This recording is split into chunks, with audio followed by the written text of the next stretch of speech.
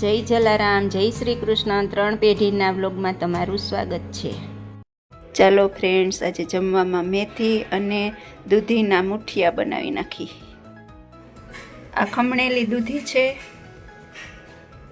આ મેથી છે સુધારેલી, અને આ લીલું લસણ અને કોથમીર છે. આ બાજરાનો લોટ છે, આ જાડો લોટ છે, અને આ ચણાનો લોટ છે. આ બાજરાનો લોટ છે, આ જાડો લોટ લેવાનો, થોડોક ચણાનો લોટ નાખવાનો. હવે એમાં લસણની ચટણી નાખશું. સ્વાદ પ્રમાણે તીખું ખાઈ શકતા હોય તો થોડીક વધારે, બાકી ઓછી. આ છે લસણ, એના કટકા કરી લીધા છે નાના નાના. હળદર, સ્વાદ પ્રમાણે મીઠું,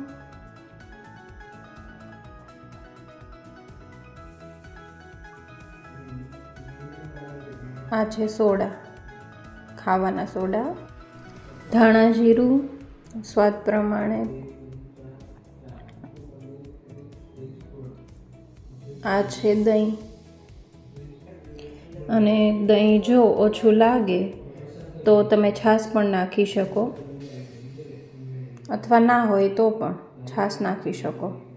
અને હવે મિક્સ કરી દેવાનું છે, લોટ જેવું બાંધી લેવાનું છે. આ લોટ બંધાઈને રેડી થઈ ગયો છે, અને આવા મુઠિયા વાળી લેવાના છે લોટથી, અને બફાવા મૂકી દેવાના છે. એમાં નીચે આપણે પાણી મૂક્યું છે ગરમ થવા માટે. આ જો કેવા સરસ લાગે છે ને. અને આ પછી હવે 15થી 20 મિનિટ સુધી એને બંધ રાખવાનું છે, એટલે સરસ મજાના બફાઈ જાય.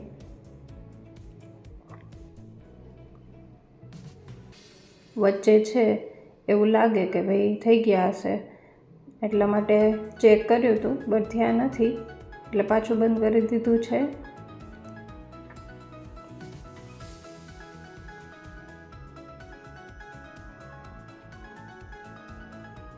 હવે આપણે પાછું ખોલીને જોઈશું, કારણ કે ત્યારે થયું નહોતું.